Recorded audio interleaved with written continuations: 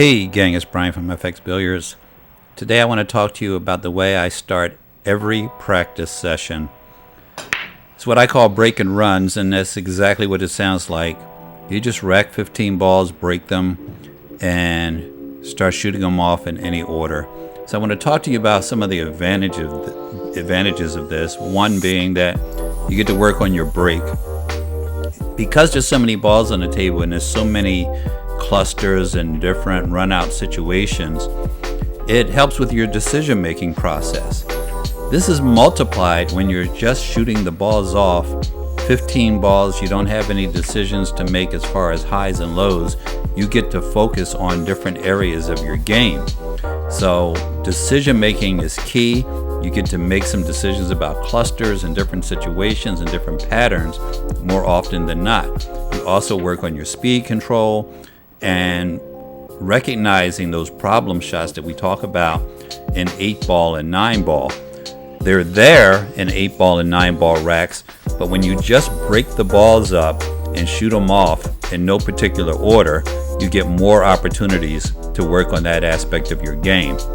It also allows you to identify different patterns. There's different situations that you're going to look at that you wouldn't normally see in an 8-ball rack, or you wouldn't see as often.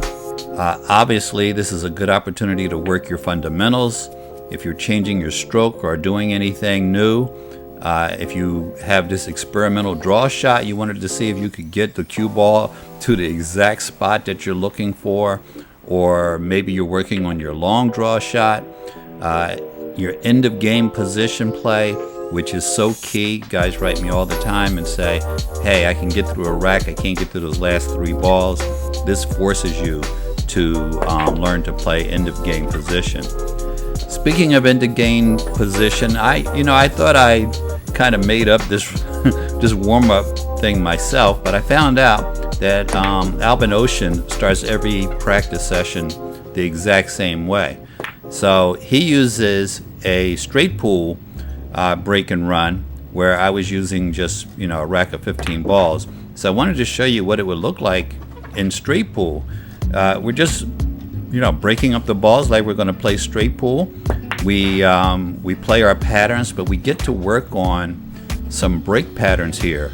Before you do any drills, before you start playing strategies for 8-ball, before you start practicing your safeties, before you do anything else, you run these racks, get yourself in stroke, get your eyes adjusted to the table, and practice the different aspects of your game that focus on just making shots and playing position.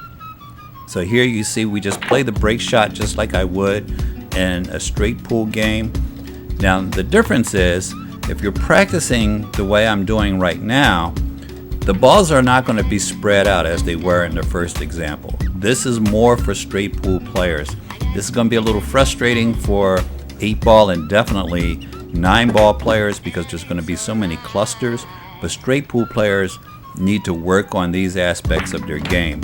Those short game shots where you're dealing around a cluster of balls. There's about 15 balls there clustered up, and you need to find shots and breakouts within that cluster. So you can see just how big that cluster is and how I go to work on it. But this is something that you're going to do most likely if you're a straight pool player, because you have to deal with re-breaks. Those of you that don't know, a re-break just simply means the balls are really clustered up and you're working on separating them another time.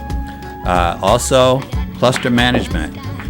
How many times do you practice shooting a 6-foot draw shot to break up a cluster?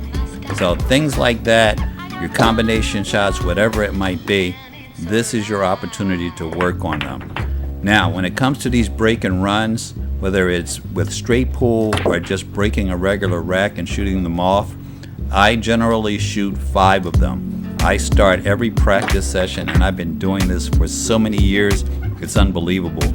I start with 5 racks, I break them up, I shoot them off, and if I have any misses, I record those misses in a book, and I look back on them later to see any improvement that I've made over time. So you got your 5 racks minus however many misses you get. So If you enjoyed this video, the one on the screen is going to be a great help to you as well.